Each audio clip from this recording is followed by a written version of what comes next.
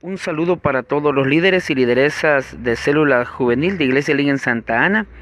Les queremos hacer un acercamiento al tema para esta semana que lleva como título de discípulo a traidor. Lo que queremos es darles algunos datos que les sirvan como apoyo para poder desarrollar el estudio de manera más eficiente. Vamos a estar hablando de Judas Iscariote. Iscariote viene del hebreo Ishkeriot, que significa hombre de Keriot. Podemos decir que Iscariote era el gentilicio de las personas que habitaban en Keriot, y Keriot era una ciudad situada a 19 kilómetros al sur de Hebrón, lo que convertiría a Judas Iscariote en el único de los discípulos que era originario de Judea. Este personaje, como lo dice la guía, ha generado mucha discusión en los estudiosos de la Biblia sobre cuáles eran las verdaderas intenciones de él a la hora de traicionar al Señor.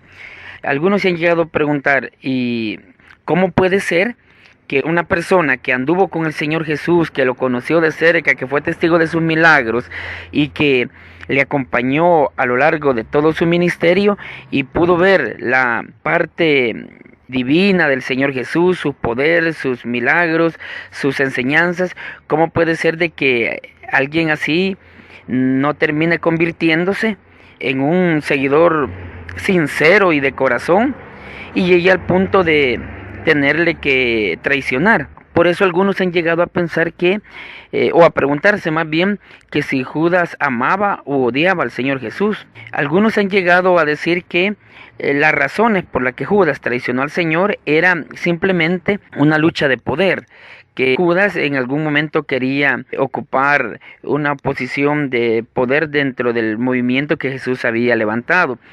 Otros piensan de que lo que Judas en realidad quería era, reconociendo a Jesús como Mesías, él quería acelerar la manifestación de Jesús como Mesías. O sea, él pensaba, si entrego al Señor, entonces ya ahí se van a acelerar los problemas y entonces Él va a venir y nos va a libertar de la opresión que estamos sufriendo por el Imperio Romano y los judíos religiosos de la época. Ahora, todas esas son conjeturas. Lo cierto es que este hombre, que es conocido como ladrón, como traidor, y quizás para no adentrarnos en las razones por las que él traicionó al Señor, lo que vamos a hacer es sacar algunas enseñanzas importantes de la vida de este personaje que nosotros le conocemos como Judas Iscariote, Judas el traidor. Debido a la traición de este hombre, nadie le quiere poner a sus hijos Judas, ¿no? Porque, bueno, conlleva toda esa carga histórica que hace que Judas no sea un personaje agradable.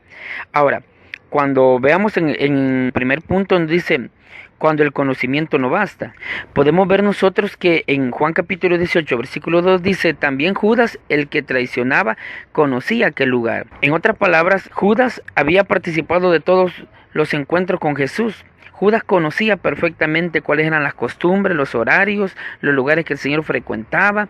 Él sabía que Jesús, cuando quería estar a solas, en un momento íntimo con sus discípulos, él sabía dónde encontrarlo, él sabía las horas en las que lo podía encontrar.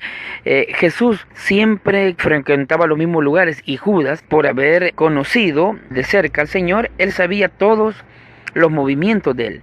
Ahora, este conocimiento, él lo podía ocupar para algo positivo, pero Judas decidió ocuparlo para algo negativo. O sea, de que el saber el lugar y la hora donde Jesús estaba en un día específico, a él le sirvió esta información para informar y para buscarle junto con las personas que le apresaron. En este primer punto podemos resaltar lo siguiente, que el conocimiento del Señor y conocimiento de su palabra no basta solamente.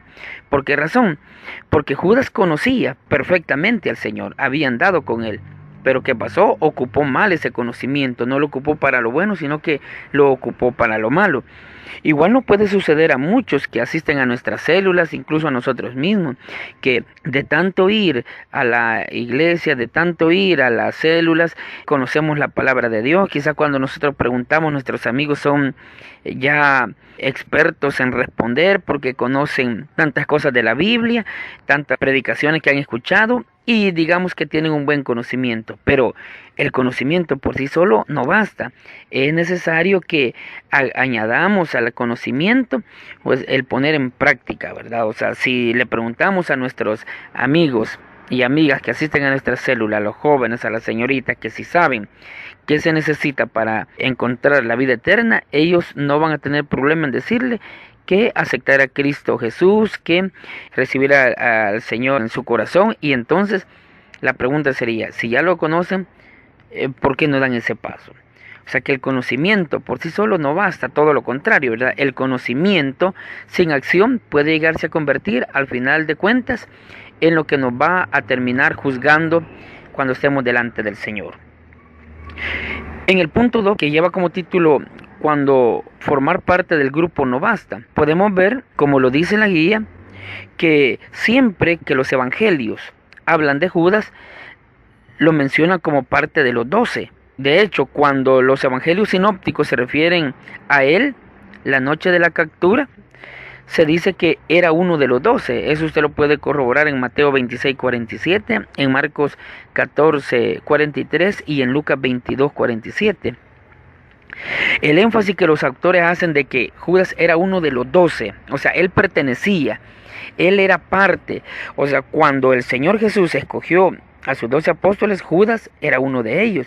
Y algunos han hecho notar que Judas era una persona de confianza, porque la Biblia dice que él fue escogido como tesorero. Y el ser tesorero siempre ha sido una señal de confianza, ¿no? Así de que Judas estuvo de entre los 12, fue parte del grupo de confianza, se le dio cierta responsabilidad dentro del grupo. En otras palabras, Judas tenía todo a su alrededor, todo lo que tuvieron los demás discípulos. Sin embargo, a él no le bastó el ser parte del grupo. Él andaba con el Señor, él estuvo cuando el Señor hizo todos los milagros, él estuvo cuando el Señor enseñaba, él estuvo de cerca del mismo Señor Jesucristo, pero ¿qué pasó? No le bastó para tener esa convicción y ese encuentro directo con el Señor que lo hiciera servirle de corazón, sino que todo lo contrario, al final de cuentas, después de acompañar al Señor durante su ministerio, lo terminó entregando. Este es un peligro que lo tenemos hoy en día también. Muchas veces porque asistimos a la célula, porque vamos a la iglesia y no somos parte del equipo que nos reunimos siempre, pensamos que con eso basta. El ser parte del grupo no basta, así como no le ayudó a Judas el pertenecer al grupo de 12 especiales que el Señor escogió. A nosotros no nos va a ayudar el que seamos parte de una célula, o que vengamos a la iglesia, o que seamos amigos de todos los hermanos y que estemos en una comisión, estemos en otra. No, lo que nos va a definir es si nosotros tenemos un encuentro personal con el Hijo de Dios y si nosotros estamos viviendo de acuerdo a los principios del reino de Dios. Así de que es importante no caer en esta trampa, porque formar parte del grupo no basta para nosotros estar a cuentas con el Señor. Y en el último punto, cuando los besos no bastan.